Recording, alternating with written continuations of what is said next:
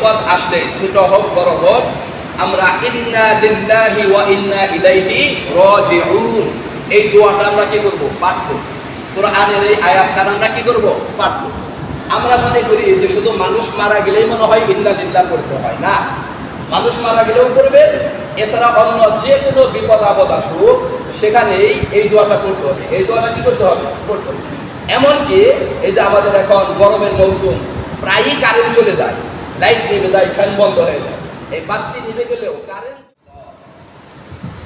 আলহামদুলিল্লাহ আলহামদুলিল্লাহ নাহমাদুহু ওয়া নাস্তাঈনুহু ওয়া নাস্তাগফিরুহ ওয়া নাউযু বিল্লাহি মিন শুরুরি আনফুসিনা ওয়া মিন সাইয়্যাতি আ'মালিনা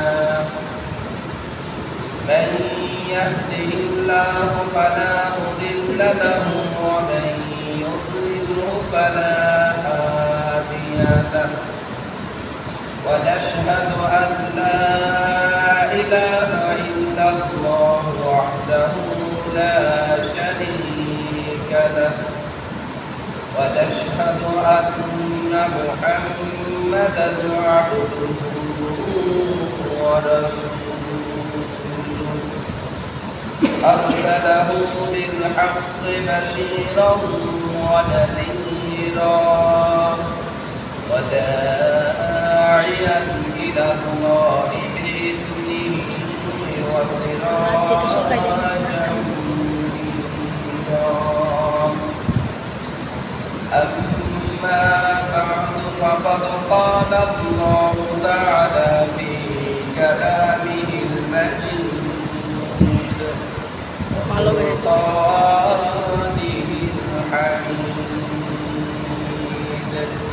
أعوذ بالله من الشيطان الرجيم بسم الله الرحمن الرحيم ولنبلونكم بشيء من الخوف والجوع ونقص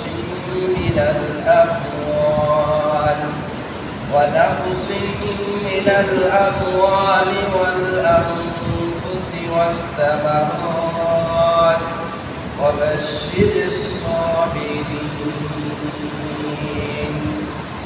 وعن عائشة رضي الله عنها أنها قالت قال النبي صلى الله عليه وسلم ما من مصيبة تصيب المسلم إلا كفر الله بها عنه حتى الشوكة يوشك بها رواه البخاري أو كما قال عليه الصلاة والسلام.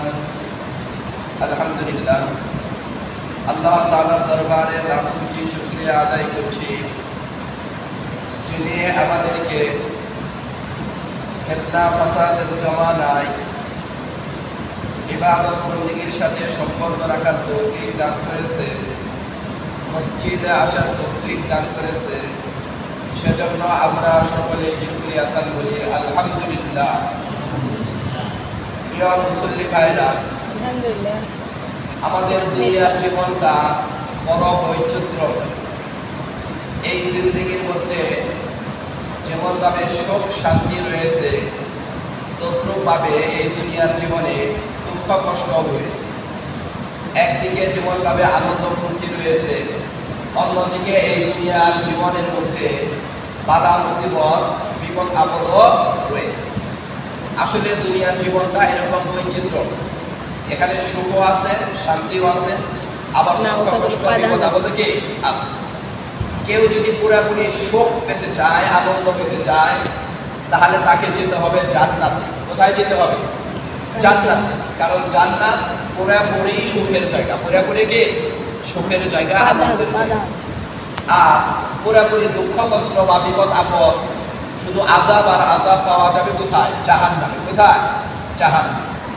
দুনিয়ার মধ্যে সুখ শান্তিও পাওয়া যাবে, আনন্দ ফুর্তিও পাওয়া যাবে, এর পাশাপাশি বিপদ আপদ বালা মুসিবত দুঃখ কষ্ট থাকবে, এর নামই দুনিয়ার জীবন, এর নামই কি দুনিয়ার জীবন।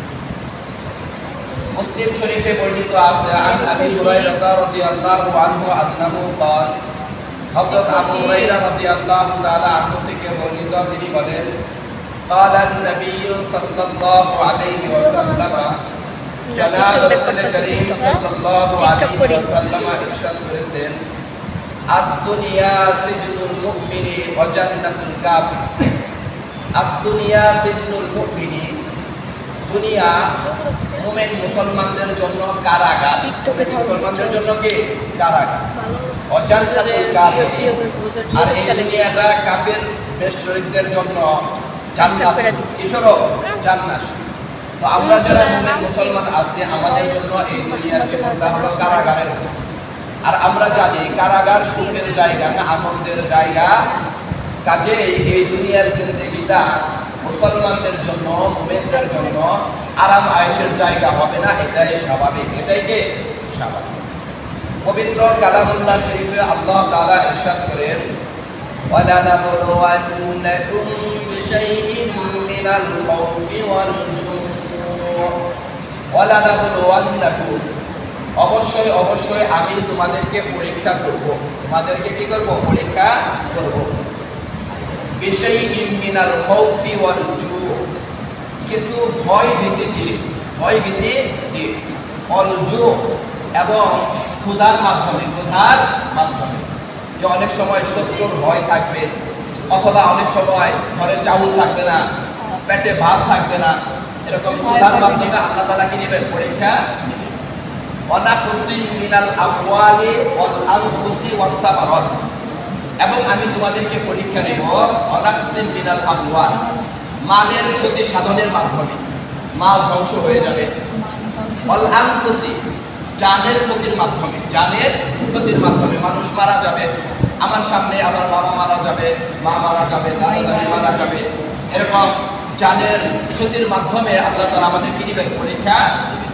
ওয়াসসামারাত, এবং ফল ফুল ফসলাদি, ধান চাউল যা আমরা বপন করে থাকি, এগুলো ধ্বংস করার মাধ্যমেও আমার আল্লাহ তাআলা আমাদের কি নেবেন, পরীক্ষা নেবেন। তাহলে এভাবে আল্লাহ তাআলা আমাদের মুমিন মুসলমানদেরকে বিভিন্ন বিপদ আপদের মাধ্যমে আমাদের এই দুনিয়াতে কি নেবেন, পরীক্ষা নেবেন। এটা পরীক্ষার জায়গা। অবাশশিরিস সাবিরিন, আল্লাহ তাআলা বলতেছেন তবে এই বিপদে যারা ধৈর্য ধারণ করবে তাদেরকে তুমি কি দাও, সুসংবাদ দাও। তাহলে এই দুনিয়া পরীক্ষার জায়গা, এখানে পরীক্ষা আসবে, বিপদ আপদ আসবে, এটাই স্বাভাবিক, এটাই কি স্বাভাবিক। তবে আমাদের উপর যে বিপদগুলো আসে, বালা মুসিবত আসে, এটাও আল্লাহ তাআলার পক্ষ থেকে একটা নিয়ামত, আল্লাহ তাআলার পক্ষ থেকে কি নিয়ামত। কিন্তু আমাদের ঈমানি দুর্বলতার কারণে, কমজোরির কারণে এই বিপদ আপদ বালা মুসিবত, এটা যে নিয়ামত, এটা আমরা বুঝতে পারি না, কদর করতে পারি না। এই বিপদ আপদ বালা মুসিবতের দ্বারা তিনটা লাভ হবে। কয়টা লাভ? তিনটি লাভ।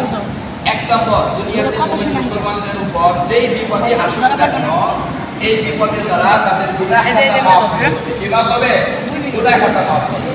দুই নম্বর, প্রত্যেকটা বিপদের বিনিময়ে আল্লাহ তাআলা আমাদেরকে সওয়াব প্রদান করবে। কি প্রদান করবে? সওয়াব প্রদান করবে। তিন নম্বর, প্রত্যেকটা বিপদের মাধ্যমে আল্লাহ তাআলা আমাদেরকে জান্নাতের মর্যাদা বৃদ্ধি করবেন। সকলে বলুন সুবহানাল্লাহ। তাহলে এই বিপদ আপদ নামক নিয়ামতের দ্বারা তিনটি লাভ। কয়টি লাভ? গুনাহ মাফ হবে, সওয়াব পাওয়া যাবে, জান্নাতে মর্যাদা কি হবে? বৃদ্ধি পাবে। হাদিস শাস্ত্রের অন্যতম কিতাব বুখারী শরীফে বর্ণিত আছে আন আয়েশা রাদিয়াল্লাহু তাআলা আনহা আন্নাহা ক্বালাত, আম্মা জান আয়েশা সিদ্দিকা রাদিয়াল্লাহু তাআলা আনহা থেকে বর্ণিত, তিনি বলেন ক্বালান নবী সাল্লাল্লাহু আলাইহি ওয়াসাল্লাম, নবী করিম সাল্লাল্লাহু আলাইহি ওয়াসাল্লাম ইরশাদ করেছেন মা আসাবা মিন মুসিবাতিন আল মুসলিমা, মুসলমানের উপর যেই বিপদ আপদ আসে, ইল্লা কাফফারাল্লাহু বিহা আনহু, সেই বিপদের দ্বারা আল্লাহ তাআলা তার গুনাহ খাতা maaf করে দেন। সকলে বলুন সুবহানাল্লাহ।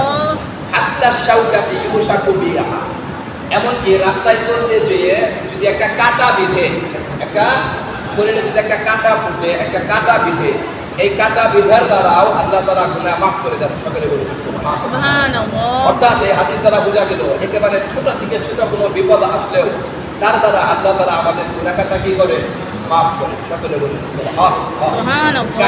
এই বিপদ আপদ আসলে অধৈর্য হওয়া যাবে না, ধৈর্য হারিয়ে ফেলা যাবে না।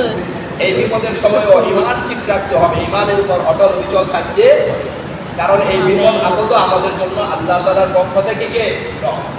তো আমাদের উপর দুনিয়াতে বিপদ আসবে, এটাই স্বাভাবিক। যারা ধর্মের পথে থাকবে, ইসলামের পথে থাকবে, ধর্মের পথে যারা যত অবিচল থাকবে তাদের উপর বিপদ আরো বেশি আসবে। এই বিপদ আপদ আসলে আমরা কি করব? বিপদ আপদ আসলে আমরা 3টা কাজ করব। কয়টা কাজ? 3টা কাজ। 1 নম্বর, বিপদের উপর সবর করতে হবে, ধৈর্য ধারণ করতে হবে। কি করতে হবে? ধৈর্য ধারণ করতে হবে। 2 নম্বর, যে কোনো বিপদ বা সমস্যার সামনে আসলে আল্লাহ তাআলার কাছে সালাতুল হাজত করতে হবে, নামাজ পড়তে হবে। কি করতে হবে? নামাজ পড়ার মাধ্যমে আল্লাহ তাআলার কাছে সাহায্য সহযোগিতা চাইতে হবে। পবিত্র কুরআনুল কারীমে আবার আল্লাহ তাআলা ইরশাদ করেন, ইয়া আইয়ুহাল্লাযীনা আমানু, হে ঈমানদারেরা, ইস্তাঈনু বিল্লাহ, তোমরা আল্লাহ তাআলার কাছে সাহায্য চাও, বিসসবরি, সবরের মাধ্যমে, ধৈর্যের মাধ্যমে, ওয়াসসালাতি, এবং নামাজ পড়ার মাধ্যমে। তাহলে বিপদ আসলে আমরা ধৈর্য ধারণ করব এবং আল্লাহ তাআলার কাছে সালাতুল হাজত করব। হাদিস শরীফে আছে, আন্নান নবী আলাইহিস সালাম কানা ইযা হাসাবাহু আমরুন ফাযাআ ইলাস সালাত, নবীজির সামনে কোনো সমস্যা আসলেই নবীজি নামাজে দাঁড়িয়ে যেতেন। সকলে বলুন সুবহানাল্লাহ। প্রিয় বন্ধুরা, বিপদ আসলে 3 নম্বর যে কাজটা আমাদের করতে হবে, 3 নম্বর কাজ, সেটা হলো যে কোনো বিপদ আসলে ছোট হোক বড় হোক, আমরা ইন্না লিল্লাহি ওয়া ইন্না ইলাইহি রাজিউন, এই দোয়াটা আমরা কি করব? পাঠ করব। কোরআনের এই আয়াতটা আমরা কি করব? পাঠ করব। আমরা মনে করি যে শুধু মানুষ মারা গেলেই মনে হয় ইন্না লিল্লাহ করতে হয়, না, মানুষ মারা গেলেও করবেন, এছাড়া অন্য যে কোনো বিপদ আপদ আসুক সেখানেই এই দোয়াটা পড়তে হবে। এই দোয়াটা কি করতে হবে? পড়তে হবে। এমনকি এই যে আমাদের এখন গরমের মৌসুম, প্রায়ই কারেন্ট চলে যায়, লাইট নিভে যায়, ফ্যান বন্ধ হয়ে যায়, এই বাতি নিভে গেলেও, কারেন্ট চলে গেলেও ইন্না লিল্লাহি পড়া সুন্নাত। সকলে বলুন সুবহানাল্লাহ। কারেন্ট চলে গেলে, লাইট নিভে গেলে, ফ্যান নিভে গেলে তখনও ইন্না লিল্লাহি ওয়া ইন্না ইলাইহি রাজিউন এই দোয়াটা পড়া সুন্নাত। হাদিস শাস্ত্রের অন্যতম কিতাব আবু দাউদ শরীফে বর্ণিত আছে, আন্না মিসবাহান নবী সাল্লাল্লাহু আলাইহি সাল্লাম তুফিআ, একবার নবীজির ঘরের লাইট, বাতি, কপি নিভে গেল। ফাকালান নবী সাল্লাল্লাহু আলাইহি সাল্লাম ইন্না লিল্লাহি ওয়া ইন্না ইলাইহি রাজিউন, সঙ্গে সঙ্গে নবীজি এই আয়াত পাঠ করলেন, ইন্না লিল্লাহি ওয়া ইন্না ইলাইহি রাজিউন, এই দোয়াটা পাঠ করলেন। ফাকালাত আয়েশা, সঙ্গে সঙ্গে আয়েশা রাদিয়াল্লাহু তাআলা আনহা বললেন, ইয়া রাসূলুল্লাহ, হে আল্লাহর রাসূল, ইন্নামা হাযা মিসবাহ, এখানে তো একটা বাতি নিভে গেছে, লাইট নিভে গেছে, কেউ তো মারা যায়নি, আপনি ইন্না লিল্লাহ বললেন কেন? ইন্না লিল্লাহ বললেন।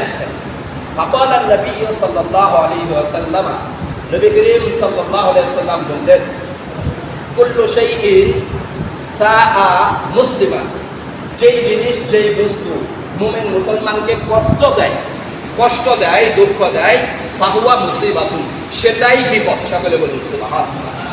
যে কোনো কিছু, সেটা ছোট হোক বড় হোক, এর কারণে যদি কোনো মুমিন মুসলমান কষ্ট পায় সেটাই মুসিবত। আর যে কোনো মুসিবতের সময়ই ইন্না লিল্লাহ করতে হয়। ইন্না লিল্লাহ কি করতে হয়? করতে হয়। কাজে আমাদের কারেন্ট চলে গেলে আমরা হই হুল্লোড় না করে ইন্না লিল্লাহি ওয়া ইন্না ইলাইহি রাজিউন করে একটা সুন্নাত আদায় করব। একটা কি করব? সুন্নাত আদায় করব।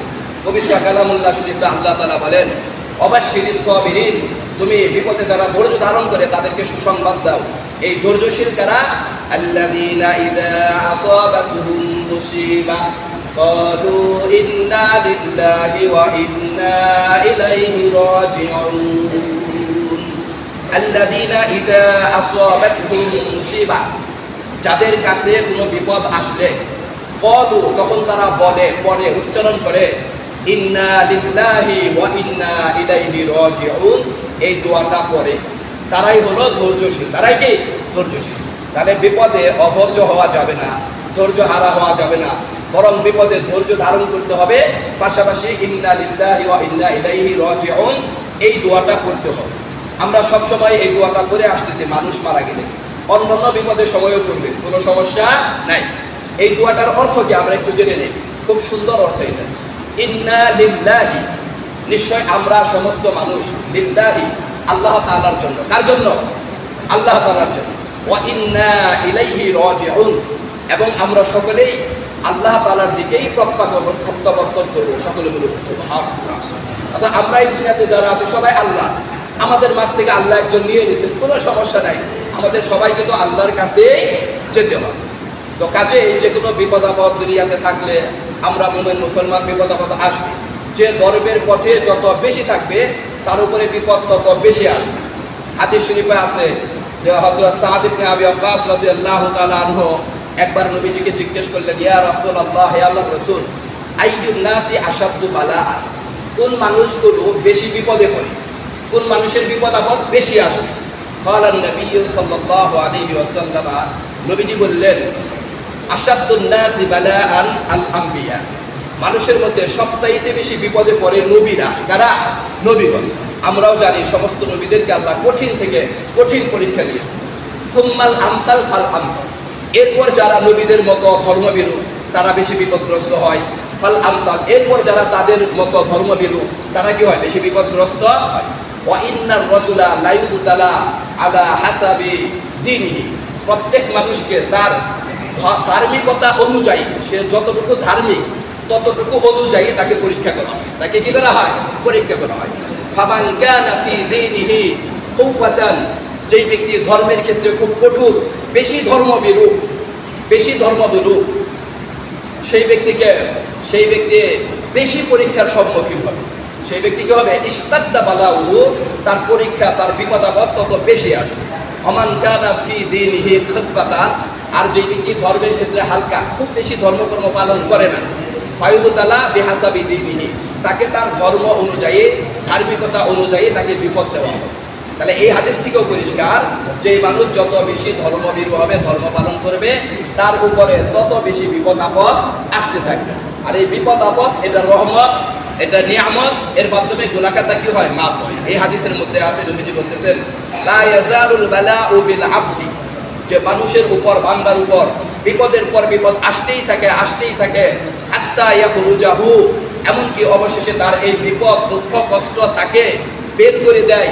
ইয়ামশি আলাল আরদি, সেই লোকটা পৃথিবীর উপর, জমিনের উপর এমনভাবে চলাচল করে যে লাইসা আলাইহি খাতিআতুন, তার উপরে একটা গুনাহও বাকি থাকে না। সকলে বলুন সুবহানাল্লাহ। এভাবে বিপদ আসতে আসতে বিপদের মাধ্যমে আল্লাহ তাআলা আমাদের গুনাহ খাতাগুলো মাফ করে দেন। কাজে আমরা বুঝতে পারলাম যে বিপদ আপদ যা কিছু আসে গেলে আল্লাহ তাআলার পক্ষ থেকে নিয়ামত, এর মাধ্যমে আমাদের গুনাহ মাফ হবে, আমরা সওয়াব পাবো এবং জান্নাতে মর্যাদা বৃদ্ধি পাবে।